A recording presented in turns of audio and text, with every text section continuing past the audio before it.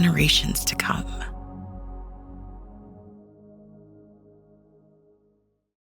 It's Tuesday, April 25th at 2:38 p.m. here on the East Coast. Welcome to another edition of the TDN Writers Room podcast. My name is Bill Finley. I'm a correspondent for the TDN. I also co-host the Down the Stretch show every Saturday with Dave Johnson on SiriusXM Radio. I'm Randy Moss with NBC Sports. Just as last week, surrounded by reams of paperwork as we're getting ready for not only the Kentucky Derby and Kentucky Oaks, but a dozen undercard races on Friday and Saturday, which are going to be sensational in their own right, some of them. Zoe Cadman with First Racing, Santa Anita and XBTV. I'm currently down here at the OBS sales at Niall Brennan's farm, or should we call it the kennel, because there will be 8 dogs running around here. So if you hear some barking, and it's all quiet right now, but I think there's just one here. This is Rachel. Come here. We got Rachel here. This is Rachel Alexander. I'm not sure you can see her very well. So Rachel's here, and she's actually Moret Farrell's dog. Hi, Rachel. And she's very excited to be here. Well, hi, Rachel, and welcome to the show. Well, guys, it is the Tuesday. So what do we have? Do my math. 12 days to the Kentucky Derby. Is that right? Oh, my goodness. I can't believe I can't figure that out. But anyways, it's a quiet time. Horses are working. People are getting the last, dotting the I's, crossing the T's, et cetera. Not a lot of news, but let's catch up on some of the things that are going on. And remember, this is on Tuesday. The time you see this and it's out for viewing, some of these stories may have changed. But there is one defection, and Chad Brown has done it again. He has Blazing Sevens, has the points to run in the Kentucky Derby. And just as he did with early voting and cloud computing, he said, thanks, but no thanks. I'm going to point for the Preakness. And it worked great with early voting and cloud computing. They both won. So he's won the Preakness. So he's one trainer who doesn't necessarily have that Derby fever. I've got the points. I'm going to run. I have to do that. That means that Jace's Road gets into the race. Randy, were you surprised that Blazing Sevens came out? Not really, just for the reasons you pointed out. I mean, they've had success going the alternate route. Blazing Sevens was going to be 40-1. So really what we're doing here, we're just trading one 40-1 shot for the other. Jace's Road gets in, Blazing Sevens won't run. Where it might have an impact, some impact possibly, is Jace's Road has a little more early speed than Blazing Sevens does. When he won the Gun Runner earlier in the year at the fairgrounds, he won it in wire-to-wire fashion. He's not really what you would call a speedball, but he does have tactical speed, so that might introduce just a touch more early pace than you would have had with Blazing Sevens. Yeah, I don't think it's going to make much difference whatsoever. We're going to have a full field, and hopefully that's going to be the only defection, because half the battle of anything Derby related is getting to the Derby. And we all know the days leading up to it, horses still have to have their final works, get over the hurdles. The weather changes in Kentucky. Horses can cough. They can get a temperature. They can get a bruised foot. Anything can happen. A lot of them will be changing surfaces and going to Churchill Downs. We all know it usually likes to rain on Derby week, if not on Derby day. So many things can happen. The battle now for these trainers and owners whose dream it is to even just run in the Derby is to get there in 12 days' time. Couple of news and notes among the jockeys. It was reported last week that Javier Castellano is going to ride Ray's Cane. And all of a sudden, lo and behold, it broke yesterday that, in fact, he's going to ride Mage. I totally get that. Mage will be much lower in the odds than Ray's Cane. So with that change, again, this could change rapidly. We still have 2 horses that do not have jockeys. Ray's Cane. I checked with Ben Colebrook today on Tuesday. He does not have a jockey yet. And the odd one to me is King's Barnes. Todd Pletcher has not named a jockey. And I, not to second guess Todd Pletcher, but I think there's an obvious choice here.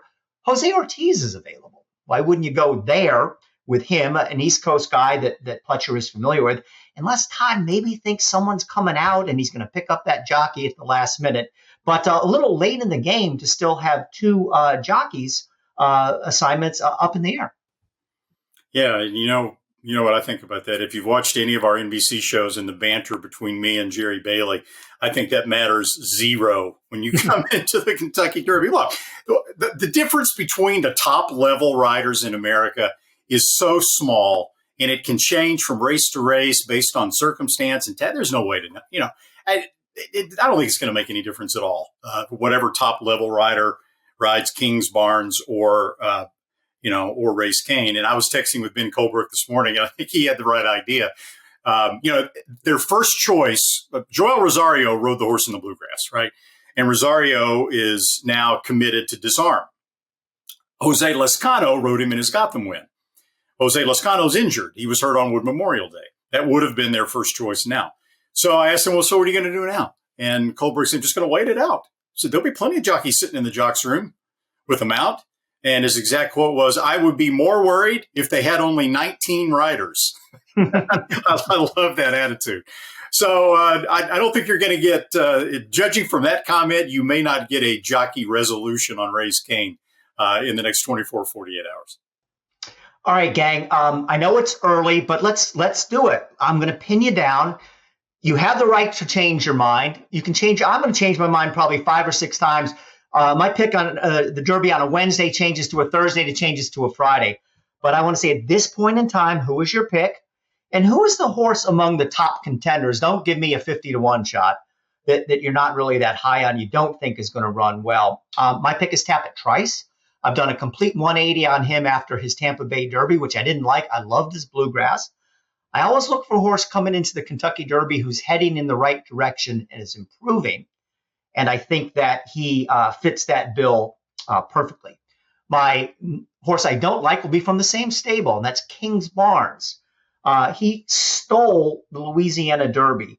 Fractions of 49.60, 114.69, got loose under Flavien Prat, a gifted horse, but he's not getting that trip in the Kentucky Derby. And based off a race where he had everything go his own way, I'll look to eliminate him from my bets on Derby Day. Okay, I'm going to pin you down, Randy. What do you like?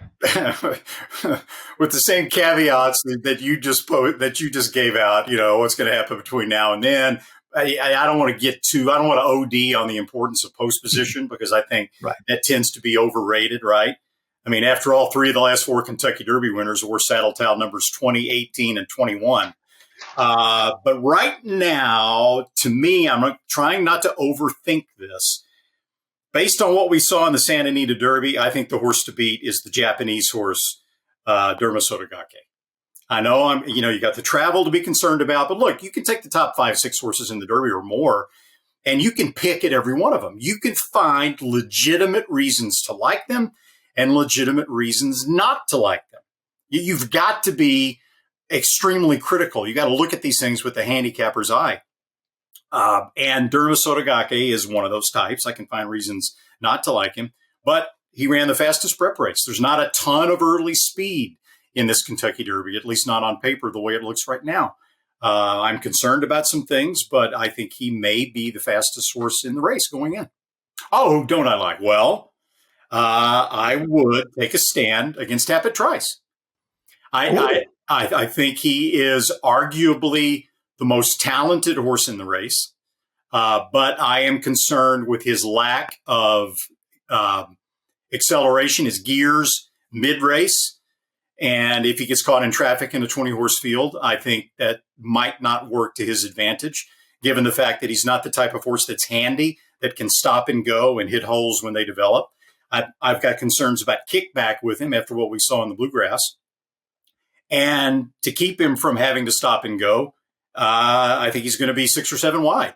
And I think even if he's the best horse, that might be difficult for Tapit Trice to pull off. So that's why I'm taking a stand against him. But Bill will probably be right, and I'll probably be right. All right, Randy, $1 side bet, as you do with Jerry Bailey. Horse for horse, you can owe me $1 after the Kentucky Derby. How about that? We got it. Okay. Yes. And by the way, with Jace's Road getting in, that's 4 starters that Brad Cox has in the field, including verifying who Zoe just talked about. Okay, so let's segue to another subject. And just today, the winners of the horses, riders, trainers, etc., the nominees for the Hall of Fame are in, the people that are going to be inducted. And this was as strong a class as I can remember in a long time. Corey Nakatani gets in, Arrogate, California Chrome, Songbird. And then those were the 4 that got in from the traditional voting. And then some others got in through various committees, historical committees. The big name there was Fernando Toro got in. I came fairly close on my ballot. I voted for Arrogate, California Chrome, and Songbird. I did not vote for Corey Nakatani, though I'm not going to tell you he doesn't deserve it. He has 10 Breeders' Cup wins. I'm a little surprised he got in because he seems to be on the ballot years, going back maybe 10 years or so. I don't know specifically, so I don't know what changed this time. I have been beating the drum for John Sadler to get into the Hall of Fame, and I don't know why nobody's listening to me. I think that he was a Hall of Famer before he had the great year last year, and did so many remarkable things.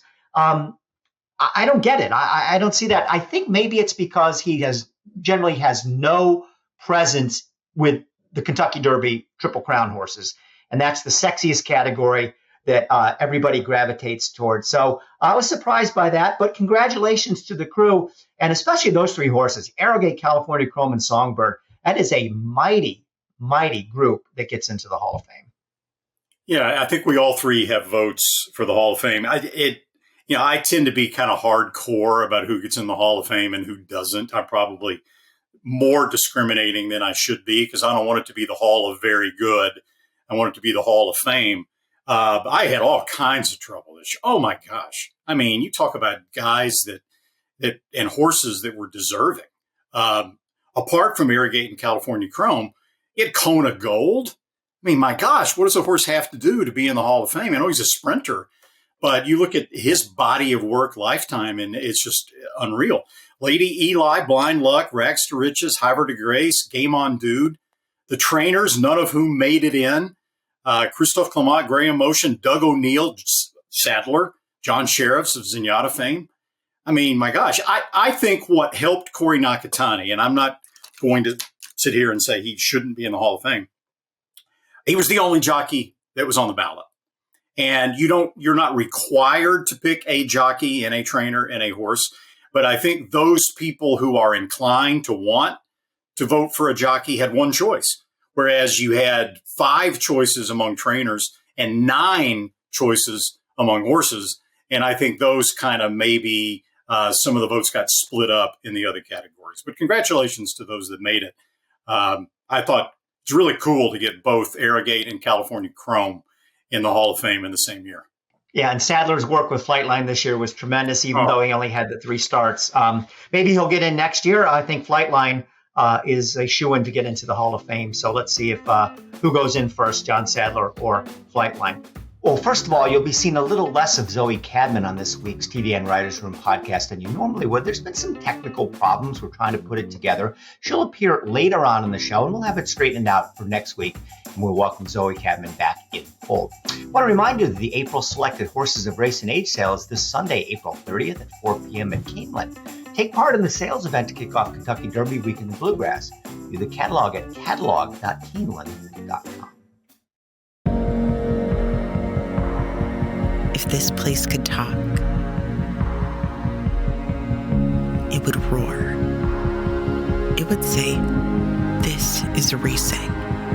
This beating heart in the heart of horse country. Steady and strong beneath the roar. Reminding us why. For the love of the horse. For generations to come. The Best 2-Year-Old by legendary sire Quality Road. Hit back, $1,500,000. Very, very impressive debut. Cantering home could not have been more impressive. Coast to coast in the American Pharaoh. He's the real deal. Undefeated and unchallenged at 2. He's just too good. He wins the Breeders' Cup Juvenile. Corniche, the newest champion to Coolmore, America.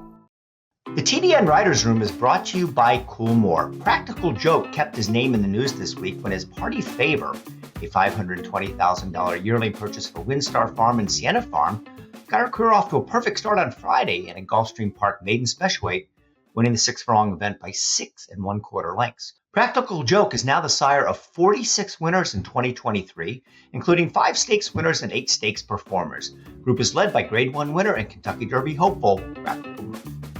Well, there's some troubling news at Laurel this week, and I think people that are watching the podcast now know all about it, but just to rehash things, according to the Horsemen's Group, 5 horses have broken down and had to be euthanized this month at Laurel, including 2 last Thursday on the same day. They have not raced since then.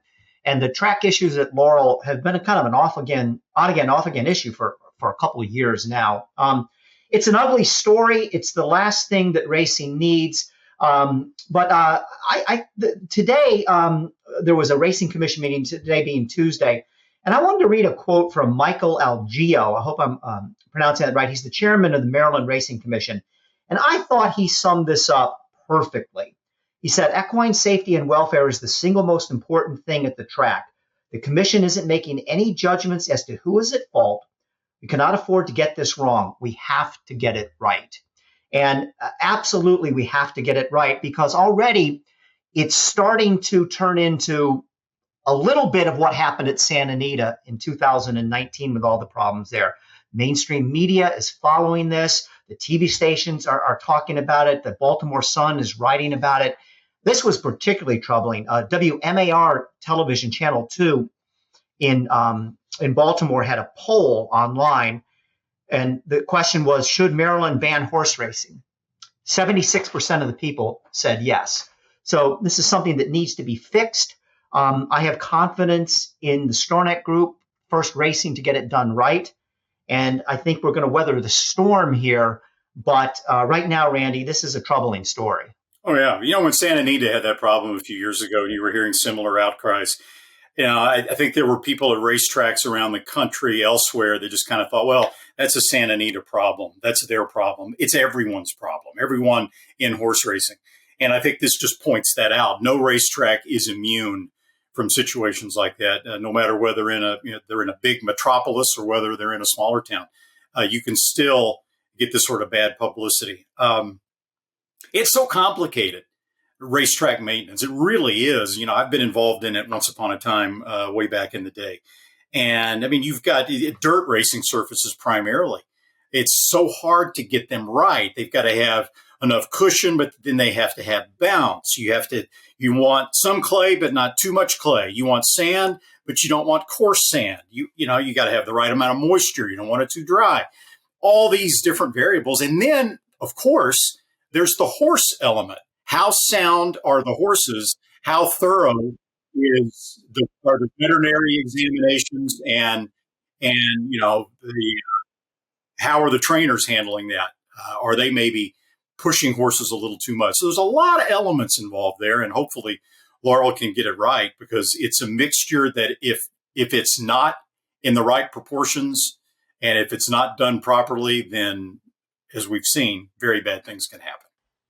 Yeah, and at the outset of this, the horsemen and management, the Maryland Jockey Club, they were really at an impasse. And the horsemen have asked that the Maryland Jockey Club Stronach Group allow John Passero in to inspect the track. He was the former track superintendent there back when the DeFrancis, Frank and then Joe DeFrancis, owned the track. And today they agreed to let him do that. He is going to, they say they're not going to go forward with racing there until Passero goes over the track and gives it thumbs up and says that it's okay to race over. One other thing that I'd like to say about this, and I understand there's a lot of anger, and that's understandable, a lot of finger pointing, but I think people have been a little bit unfair to the Stronach Group, saying things you see on Twitter and things that normally you shouldn't pay any attention to, but have kind of cast them as uncaring or kind of botching this up. This is the same company that took the Santa Anita situation and did a 180-degree reversal. They got how important it was, and they took what was the most dangerous track in the country, and lo and behold, these years later, turned it into what might be the safest track in the country. They care. They know what they're doing. Have there been some missteps along the way? Perhaps. The horsemen say Stronach are trying to pin this on the horsemen. I don't know if that's true or not. But I don't think it's fair to say that Stronach and First Racing are the villains here. They, again, have a history of being able to deal with these problems. And again, they understand perhaps better than any entity in racing after what they went through at Santa Anita, how important it is not to have an online poll on a TV station of 76% of the people saying horse racing should be banned. Another big story that broke this week was broken by Dave Grenning in the Daily Racing Forum. Jimmy Jerkins, son of Hall of Fame trainer Alan Jerkins, who in his own right has had a terrific career. Matter of fact, people that follow New York racing considered him for years to be one of the very best trainers out there. A horseman's horseman, learned from his dad. His father was a genius, winning Grade 1 races left and right. Well, it got so bad for him that he won all of 4 races last year. It's down to about 10 horses in his barn, and said, as you would imagine, that not only am I not making any money, I'm actually losing money doing this, training horses, and this is not sustainable. He got a job with a Saudi prince. He's going to go over next month to train horses in Saudi Arabia. Good for him. I hope that this turns out to be a something that saves his career. But to me, the story is, how is it that a guy that is this talented and this good a trainer, and believe me, he is really good, could be in this position in the first place? And again, there's a lot of reasons why. And he admitted that he's a bad when it comes to self-promoting. He didn't go to the sales. He didn't wine and dine rich owners, that sort of thing. So it's sort of my fault a little bit because I wasn't doing the things that I needed to do. And I just thought the owners would come to me. But I also think it has a lot to do with the super trainers. Everybody wants the same guys. And, you go to the sales and you pay $1 million for a horse. You're going to give them to Bob Baffert. You're going to give them to Brad Cox. You're going to give them to Todd Pletcher. And even a Jimmy Jerkins, who's a terrific trainer, falls through the cracks. There's no easy solutions to that, but that shouldn't be. He's too good to have ever been put in this position. We talked about this a couple of weeks ago. It's kind of puzzling how in a profession in which knowledge and experience is everything, it somehow doesn't seem to be valued as much when a trainer gets older. Wayne Lucas is 87 years old. He says he's still learning about things, as his career progresses. Jimmy Jerkins is like anybody who's been around him and has been around his father. He's a clone. He's an absolute clone of his father. And the way he put it is his father and him were always under the impression that you didn't need to toot your own horn. You didn't need social media. What you needed to do was take care of the horses, and their performance on the racetrack would speak for you.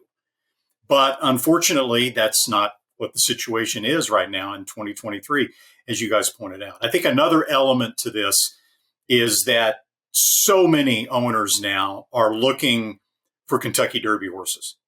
And that's really their primary, sometimes sole focus.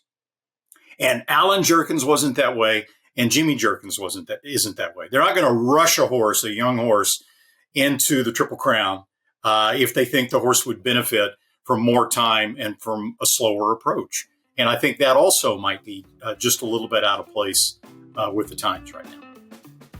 The TDN is brought to you by the Pennsylvania Horse Breeders Association, which means our weekly update of the Pennsylvania-bred Angel of Empire, one of the top choices for the Kentucky Derby after his win in the Arkansas Derby this past Friday. He worked 6 furlongs in 113.40. He was in company with the newest Kentucky Derby starter, at least the horse that just got in, Jace's Road. They're both owned by the All Boss stable, trained by Brad Cox. That is, in the photo, that is Angel of Empire on the outside. He comes into the Derby third on the point standings and with earnings of just over $1 million.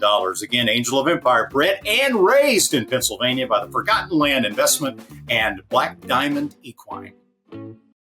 The PA Horse Breeders Association presents the Pennsylvania Stallion Series. 6 races for PA sired, PA bred 2-year-olds at Parks. 2 $100,000 contests at 5.5 furlongs. On August 21st, PA Day at the races. September 23rd, PA Derby Day has 2 races at 6.5 furlongs, both with a $150,000 purse. And in December, 2 races going long, each worth $200,000. For more, go to pabred.com. The fastest horse of the week is brought to you by the fast stallions of Windstar Farms, such as the stallion whose progeny has been breaking watches at the upcoming OBS Spring Sale. We will explain, but first, this week we're going to talk about Proxy, who just ran a 103 Beyer speed figure, the tops of the week in his dramatic Oaklawn handicap victory that we will recap shortly. That was just shy of Proxy's career best Beyer, the 104. That he earned last July in the Stephen Foster at Churchill Downs for finishing third in that race behind Olympiad and American Revolution. This summer, Stephen Foster, by the way, has been penciled in as the likely next start for Proxy and his new cheek pieces. The 2023 Foster is scheduled to be run Saturday, July the 1st. Now, Windstar's veteran stallion Speightstown is the sire of two fillies scheduled to be sold this week at the OBS Spring Sale, where they've been making headlines. Hip number 1012 worked a furlong in 9 3/5 seconds, tied for the fastest time of the sale. She's out of the mare Spooky Woods and is consigned by the Scanlon Training and Sales. And hip number 618 blazed a quarter in 20 1/5 seconds, the fastest quarter recorded at the sale. She's being sold by All Dreams Equine and it's out of the mare Last Dance. Last Dance is a half-sister to Speightster, so Speightstown blood has already worked well with that female family. Speightstown has sired 24 Grade 1 winners, plus the ultra-fast Nashville, who is also standing stud at Windstar. The Green Group specializes in the thoroughbred industry. They have over 500 clients in the horse business. They're an accounting and tax consulting advisory firm that has proven strategies to save you taxes. And you can learn more at www.greenco.com. And welcome in now this week's Green Group guest of the week. 2 for the price of 1 today on the Thoroughbred Daily News Writers Room podcast. We have Leslie and Pierre Amestoy, the co-owners of Practical Move, the Santa Anita Derby winner, who's going to be one of the favorites in the Kentucky Derby coming up. Welcome to the show. Thanks for joining us. My first question about this horse is, you buy him at the sales and you got a choice of dozens of different trainers. Everybody gravitates, it seems these days, towards the same old. Todd Pletcher, Steve Asmussen, Bob Baffert, of course. Why'd you guys pick Tim Yaktine, who obviously a good choice because he's done a great job? So we had talked to Tim the year before about taking an Into Mischief colt that we had to Santa Anita. And I have some friends that had raced out there before. One of my old racing partners, Mike Abraham, knew Tim. And then another friend of mine, Jaime Gomez from Los Alamitos, knew Tim.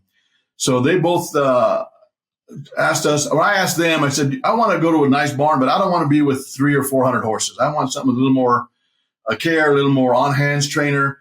They both recommended Tim. We called him, we talked to him. He's been polite and nice in every conversation we'd have with him. So unfortunately, the Into Mischief colt didn't make it. We worked him a couple times and he got hurt, so we didn't get to go.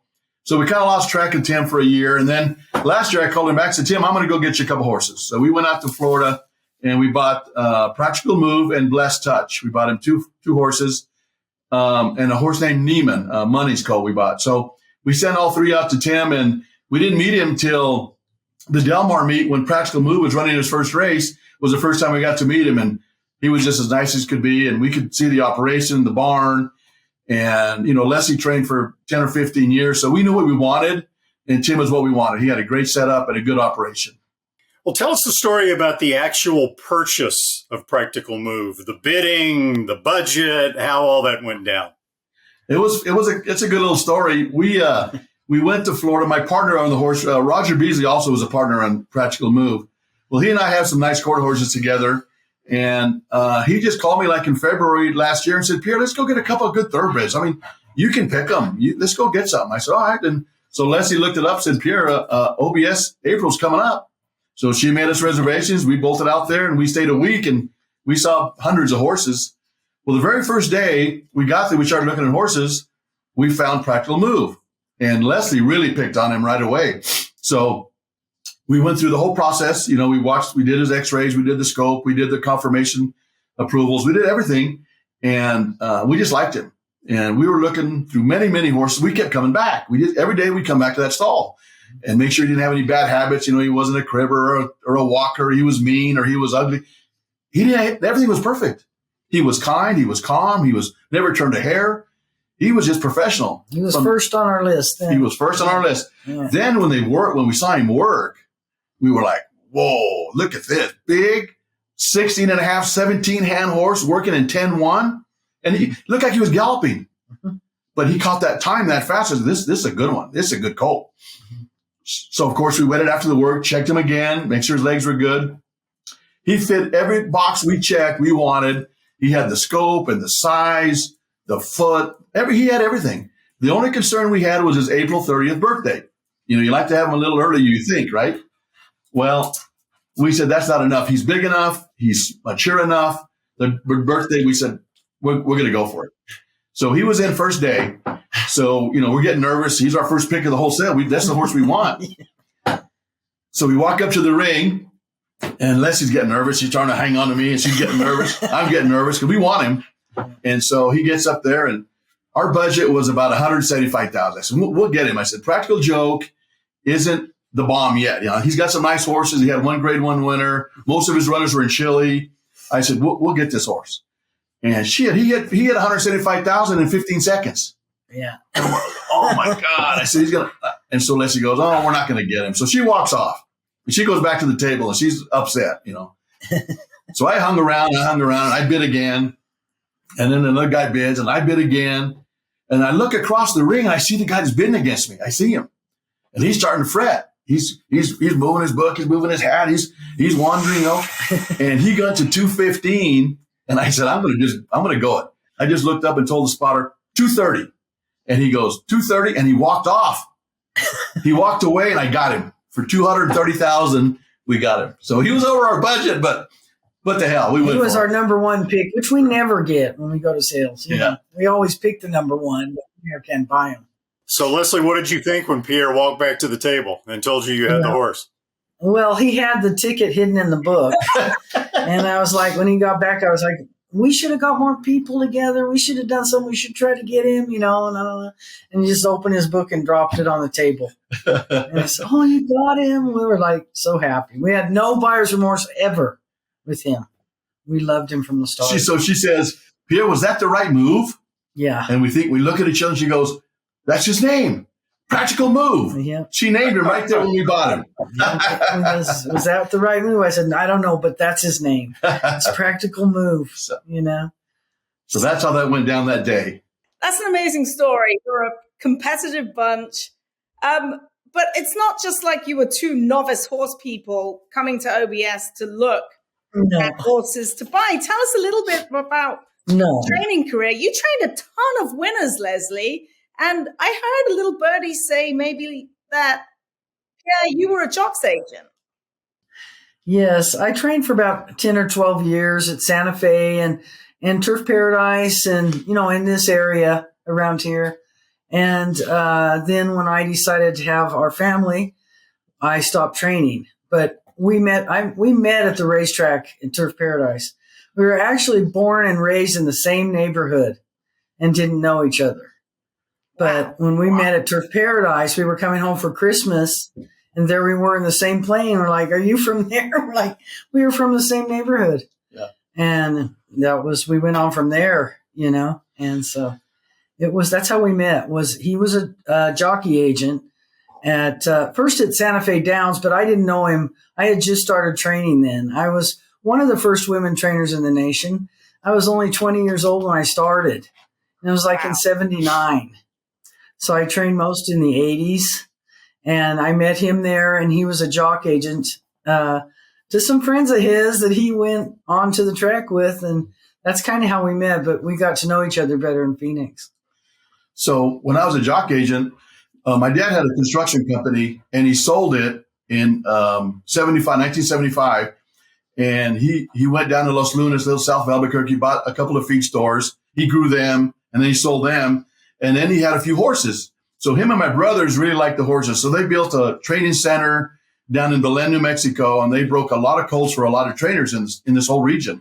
They got to know some people from Santa Fe Downs, in particular, a couple of jockeys. And those jockeys, and I was out of work since he sold the company, so they asked me to be their agent. I said, I'll go. I said, I don't know anything about it. I don't know. I said, well, you'll learn. I didn't know what a condition book was. But I went. And fortunately for me, they were They were good jockeys. They were well received. Everybody liked them.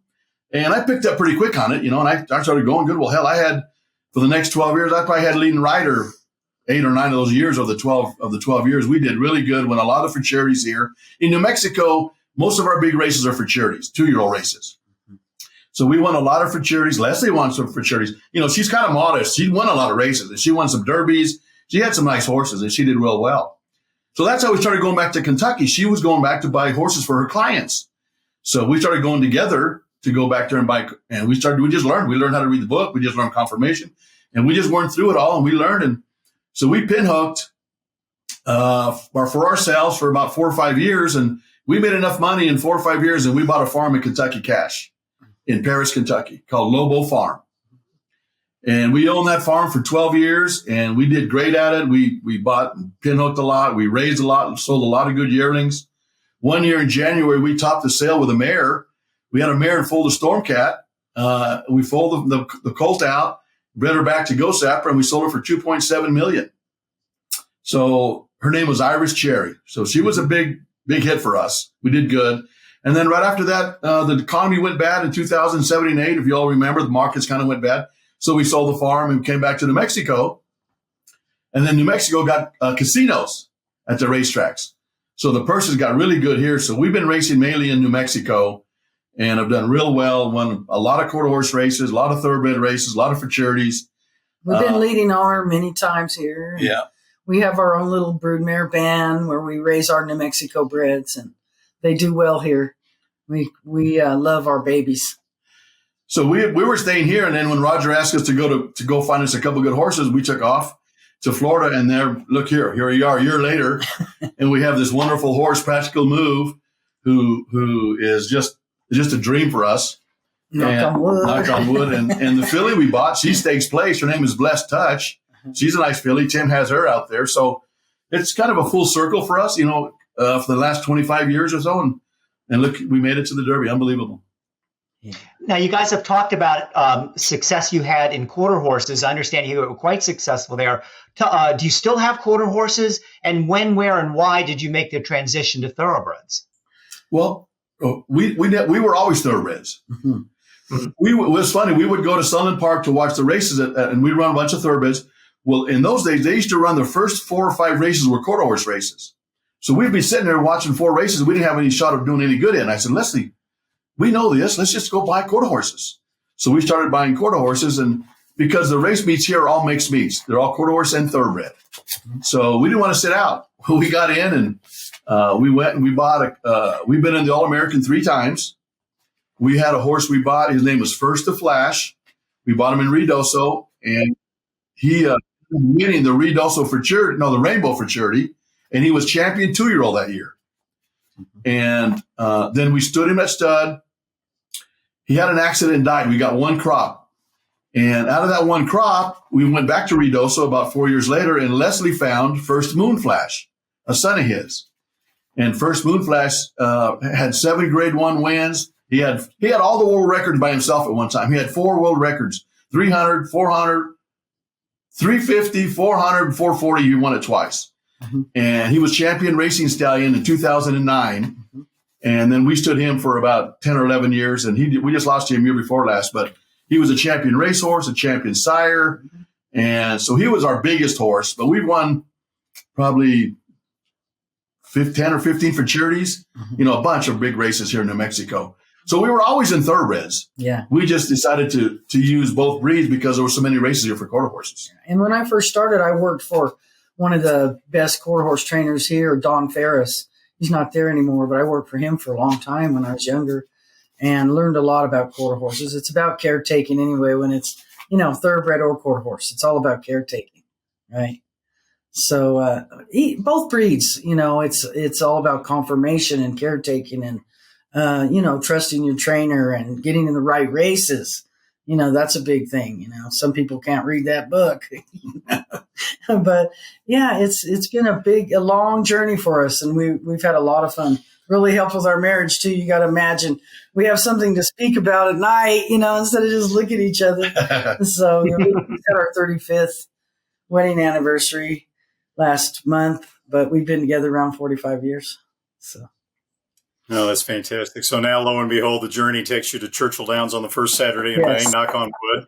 With the horse that's the only horse in the Derby field that's had back-to-back triple-digit buyer speed figures, seems to be going in the right direction, has tactical speed, has everything seemingly you would want. You guys are both knowledgeable. Pierre, you were a jockey's agent. You're probably both good handicappers. So handicap Practical Move in the Kentucky Derby. What do you really like about him going in? And what are you, if anything, are you still maybe just a little bit concerned about? Well, like you said, I think he's tactical enough. Ramon can put him, I think, where he wants him. And what we're hoping to do, and I hope we can get a good enough break, that we hit the first turn and we have 2/3 of them behind us. We want to be up in the first tier or right behind the first tier of horses. And this horse has a really good, strong, high cruising speed. So if we can get a good spot and just cruise down that backside and set ourselves up, he's got a good turn of foot too. You know, in the Santa Anita Derby, we're not going to criticize Ramon, but we think he waited just a little bit too long before he turned him loose. And those other horses had momentum on us, and they were up on him before we turned for home, and they had momentum, and he held them off. He showed a lot of guts, I thought, that day. Never running that far, and to hold off those good horses, I thought he did great. So if we get our trip, I think coming out of the turn, we're going to be close to the lead or hitting the lead, and then they're going to have to come get us, I think. If his horse switches leads like it's supposed to, you know, I think he'll finish strong, and that's what we're hoping for, of course, right? But I think this horse, he's been bumped, and he's been back before in some of his early races. Didn't care. He just came and made his run. He ran second to Cave Rock. You know, he ran third to Having a Meltdown. He's run with good horses. So I think we've got a good enough horse that he's smart enough and he's cool enough and he's just doesn't make any mistakes. Then I think that's what's given us our best chance to win the race is his class. Yeah. And you know, when we go this far, which is a long ways, we got to rely on Ramon. You know, he's got to make the decisions when it's time, and he's got to know where he's at in the race, and he's got to remember they're going to be coming. Those guys are going to be coming, you know, so we got to try to get a jump and get to the wire. Yeah, and the one thing about Practical Move is that he is cool under fire, seemingly in any situation. His work before the Santa Anita Derby was terrific, surrounded by 5 horses that gave poor Tim Yakteen an almost heart attack as his final prep for the race. It looks like he has the mentality to come in and be cool under fire. How's your mentality? Do you have massive Derby fever? I mean, how are you feeling going in? Is winning a Grade 1 Thoroughbred race better than winning a Grade 1 Futurity race? And how big is your Derby fever? It's big. We're real excited. I mean, we've got a lot of family coming, a lot of friends coming. I was just shoring up all of our boxes this morning, for Churchill. So I'm excited. The word's around town. Albuquerque it's a city, but it's not that big. Yeah. So a lot of our friends know, they're calling and they're texting. And so we're very excited. We're really excited. And then the Churchill's been really nice to us, call us, let us know, what do you need? What do you want? They were really nice to us. We appreciate that, but we're very nervous about it. And we're just hoping everything goes right. If there's a way to be confident and nervous at the same time, we're confident, but we're nervous at the same time. We're nervous. Yeah. We got to get the trip. We know it. We've been in it a long time. We know it. 20 horses. So when people go to the sales, obviously a lot of them are looking for that Kentucky Derby horse, right? And if Practical Move were by Tappet or by Curlin, he probably would have gone for a lot more than $230,000. But there are horsemen who are skeptical about the sire Practical Joke and the 1.25 mile distance, since he was primarily a one-turn type horse. But I understand you guys are not really that concerned about the pedigree. Tell us why. Well, Practical Joke himself, was a grade 7 furlong mile horse, but his sire, Into Mischief, who is the leading sire in the country right now, he's had some Kentucky Derby winners, right? And Practical Joke's bottom side is a Distorted Humor, and he's had horses go to the routed ground. But when we went to look for a horse that time, we were looking for a horse that had a speed sire, and we were trying to get the distance from the dam side. Mm-hmm. So we thought we have a good mix with A Fleet Alex Mare, The second dam's a General Meeting, which is a Seattle Slew horse, and then I think Learfan. So we had the distance on the bottom side, we thought, to carry him around a ground. So we had the speed, and I think it's shown up that way with him being tactical enough that he can use that speed, but the bottom side to carry the distance. And I think that's proven out right now. Can he get the mile and a quarter? We'll see next Saturday, right? But he's got enough pedigree, I think, beyond theatrical joke himself to hopefully catch that distance. And maybe that's why we got him for 230. You're right. He might have brought 730 if he was a Tappet or or one of those because horses. He's an individual. That's the other thing. He's an absolute individual. He's big. He's strong. He's classy. If he'd have been a Tappet, he'd have brought big money. Randy, when you see the horse, he doesn't look like a sprinter. He looks like a router. He's big. He's long. His neck is long. He's stretched. He's got a long hip. He looks like a router, even though he might be bred by a speed sire. He looks like he can route the round. And it was so funny when Tim entered him in the Los Alamitos Futurity, we'd run him just a couple of short races, a 6 furlongs, a 6.5, and he ran third in a 7 furlong race. Had a bad trip and still ran third in a stake. And Tim, that day we were standing in the grandstand, he said, "We're going to find out today, boys and girls, if he can run a route of ground." And he killed him. He sat there and ran right behind Arabian Lion and smashed. You could see at the half mile pole, Ramon was just waiting, just sitting there with full horse. They made that turn and he just opened up and beat him. Long lane there. And by the way. After the race, Tim said, "I think he answered the question today. I think we can go around the ground." He was confident then. So I think now he's really confident in the horse, where he was worried a little bit, but I think that's gone. I think he's confident in our horse. Well, Leslie and Pierre Amestoy, thanks so much for joining us here on the TDN Writers Room podcast. Best of luck with Practical Move in the Kentucky Derby. Thank you very much. Thank you much. Appreciate it. As this week's guests, plural of the week, Pierre and Leslie Amestoy will receive a free 1-hour tax consultation from the Green Group. And they're still buying yearlings, so that might come in handy. Learn more at www.greenco.com. Are you paying too much in taxes? The Green Group can help. There's a reason the most successful owners, breeders, and horsemen select the Green Group as their tax advisors. They save you money and share successful strategies. Over the past 40 years, the Green Group founder, Len Green, has owned and bred some of the best racehorses in the history of the sport, like Eclipse Award-winning champions Jaywalk and Wonderwheel. His DJ stable competes at the highest level and has received the game's most prestigious honors.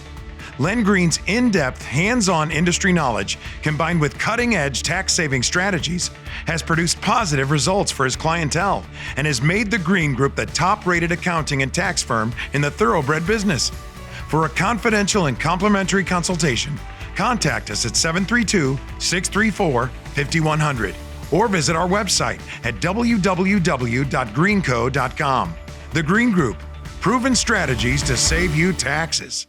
Honor Code, a multiple Grade 1 winner from the final crop of the legendary AP Indy. Never off the board in 11 starts, he was crowned champion older horse before retiring. Now he is living up to the promise of his pedigree, with progeny like Grade 1 winners Honor AP, Max Player, and Maracuja, and multiple six-figure yearling sales. Honor Code stands to continue his sire's legacy at Lane's End.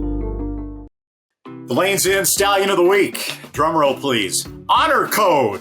Honor Code, the son of AP Indy, has had 2 3-year-old stakes winners in the last month. Rarefied Flair in the Rushaway Stakes at Turfway and Cats in the Timber in the Weber City Miss at Laurel. Honor Code stands for $20,000 this year at Lane's End Farm. Well, I hope all our viewers who are horse players will start betting on Hawthorne. Why Hawthorne? Because they have given the horse player the greatest break in horse racing today, lowering their win, place, and show takeout to 12%. And Zoe rode a lot of winners at Hawthorne over the years, so I know it's a track she's very fond of. But it's a track that has been having trouble finding a niche. And they wanted to do something different, so they lowered the takeout. And to me, when tracks do this, bettors need to gravitate towards it to support them. And this is exactly what is happening there. And, we always wondered, does lowering the takeout really work? And there's been a lot of debate about that. There's never really been a definitive answer. But through the first 13 days of the meet, win, place, and show betting is up 33.72%. Good news right there. And Jim Miller, who is Mr. Everything, wears a bunch of different hats at Hawthorne. I talked to him, and he said also that right now the average handle is $1.6 million. This doesn't sound like a lot, but he said last year it was $1.2 million. And he thinks what is happening is the bettors are coming to Hawthorne to take a look for the low takeout in the win, place, and show. And then they're also betting in the other pools, exactas, pick fours, pick threes, or whatnot. So, it's good news for the horse player. I hope other tracks will pay attention to this. And, I've always thought, and I've been talking about for 25 years, horse racing's biggest problem selling itself as a gambling game is the takeout is too high, especially when compared to everything else out there like slot machines, sports betting, whatnot. It's not a good value, and horse racing needs to do something about it. So congratulations to Hawthorne and Randy. I hope these numbers hold up, and I hope a couple other tracks will take a look at this. Oh, yeah. It's not exactly a novel idea. If you're a business that's struggling, do something that your customers will really like dropping the takeout. And I think this is so huge when you see what it's done to Hawthorne, because it's very easy for racetrack owners to be skeptical, right? I mean, their bills are going up as well. Their utility costs are going up. Their maintenance costs are going up. Their payroll costs are going up. And in lowering the takeout, you're telling racetracks, or you're asking racetracks to take less money at a time when they're having to spend more money. And I think racetrack owners also, I know that racetrack owners have been somewhat skeptical that if you have a horse player who's got a choice between track A and track B, and they know a lot about track A, but track B is lowering their takeout, they're not really sure that it matters so much to a horse player that he'll shift his allegiances from one track to another. And I think what we're seeing right now at Hawthorne may be a really good case study for some of these racetracks that might be on the fence. Now, we're seeing more and more now racetracks beginning to get it about takeout and starting to trim their takeout, but Hawthorne has gone one step further, and maybe this will be a trend that will continue. Lower the takeout, the bettors will come. And good for Hawthorne, because this is a particularly tough time for them because they don't have a circuit anymore. It used to be an Arlington Park Hawthorne circuit for the most part that would take the horsemen throughout the year. Without Arlington and without those dates, Hawthorne is left on its island to support itself. The horsemen can't stable there year round because the standardbred racing comes in there and they have to get out. The track changes. So Hawthorne for Chicago, for Illinois racing, is a standalone track. So that's hard enough in of itself. So the fact that they're lowering the takeout as well at the very crucial time that they really, really need it, I would applaud people and encourage them to go and play at Hawthorne and help them out. They're helping you. Give them a helping hand too. I think why the landscape is changing a little bit in regards to takeout is because, more and more and more money at every racetrack is being bet off track as opposed to being bet on track. And the simulcast arena has gotten so hyper competitive among racetracks that if you're a mid-major racetrack like Hawthorne is right now, it's a tough road to go. It's tough to compete against the Saratogas and the Churchills and the Del Mars and all those other signals that are out there. So what better way to differentiate your signal from some of the others than being able to advertise, bet with us, and we'll give you more money back. So I do think that we're going to see more and more of this going forward. Randy, it's interesting you brought up that point because the other change is they're not running on Saturdays. And he said, what, a racetrack's not going to run on Saturday? So he said, on Saturday, they get buried. Everybody's paying attention to Gulfstream, to Keeneland, to Santa Anita, to Aqueduct. Who's going to pay attention to Hawthorne on a Saturday? So they switched their Saturday cards to Thursdays. Now, they are going to Saturdays a little bit later in the meet, but they think that's been a big help as well. Not a lot going on the racetrack last weekend. It's kind of that quiet time, but one huge race, the Oaklawn Handicap, won by proxy. Randy, you talked a lot about this horse, about how he always looks like he's not going to get it done, and he's sort of going backwards. Track announcer Jim Pierres even said, proxy not responding much. And no sooner did Jim get that out of his mouth than he did respond. But he wins by Head Over Last Samurai, a nose back to Stiletto Boy. Here's my take on this division. It's not very good. Everybody retired last year that mattered. And there are some good solid horses. Proxy, Art Collector, West Willpower, Last Samurai, Stiletto Boy, Defunded. They're just going to take turns beating each other throughout the year. But congratulations to Proxy. He moved up to second on the NTRA top 10 poll. Leap Power is still first. And Randy, has this guy finally figured it out? Well, you know, Bill, I didn't pick Proxy. I thought he'd be a fast closing second like he always is. But I know who did pick Proxy. Yeah. So what did you think about it? He was terrific. I'd actually reached out to Mike's assistant, Hillary Pridham, and asked about Proxy because they'd all decided that he would like that racetrack. And he gets Joel Rosario back on him. And he's always a little bit closer with Joel. And they'd worked him in cheek pieces. Now, this is the one thing that I've yet to figure out about the DRF. And, you know, if you take blinkers on or take them off, you have to have it in the form. You can't do it. It has to be notated. It has to be notated in Europe as well with the cheek pieces. Cheek pieces in the US, you do not have to notate it. You can take them on and put them off. I think it should be notated. I write it down in my DRF formulator when I'm watching races, who's got cheek pieces, who hasn't, because that's the only way you know. Anyway, he works in cheek pieces. Hillary said it was much better.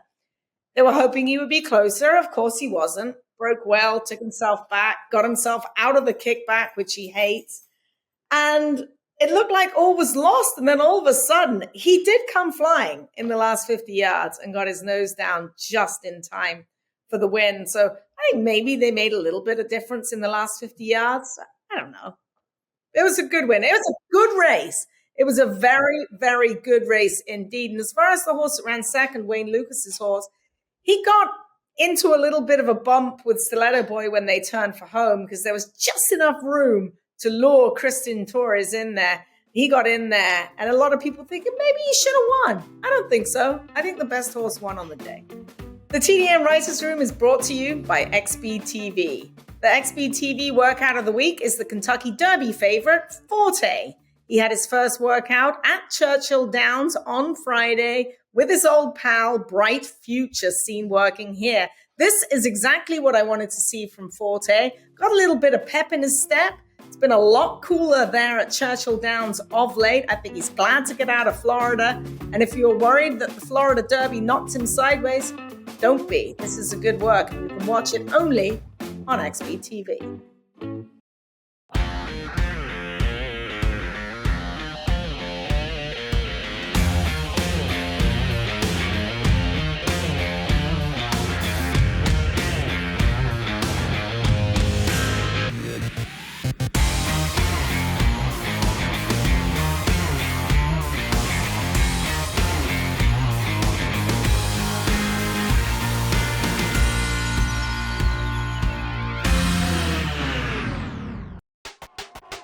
All the thrills. Fraction of the bills. Experience the power of the partnership. Change your life, make new friends, and compete at the highest level of thoroughbred racing. West Point Thoroughbreds, the gold standard in racing partnerships. Visit westpointtb.com. The TDN Writers Room is brought to you by West Point Thoroughbreds. Joining a West Point Thoroughbreds group can literally launch you right into the winner's circle. They are currently shopping at OBS Sales. If you want to join them, go to westpointtb.com. Got some more info with the connections of Blazing Sevens announcing they will wait for the Preakness. West Point-owned Jace's Road has made it into the main Derby field. Among the West Point partners on Jace's Road are NFL Network insider Ian Rappaport, Fox Sports reporter Lindsay Zarniak, and Fox Sports talk show host Joy Taylor. Jace's Road is trained by Brad Cox and owned in partnership with the Allbar family.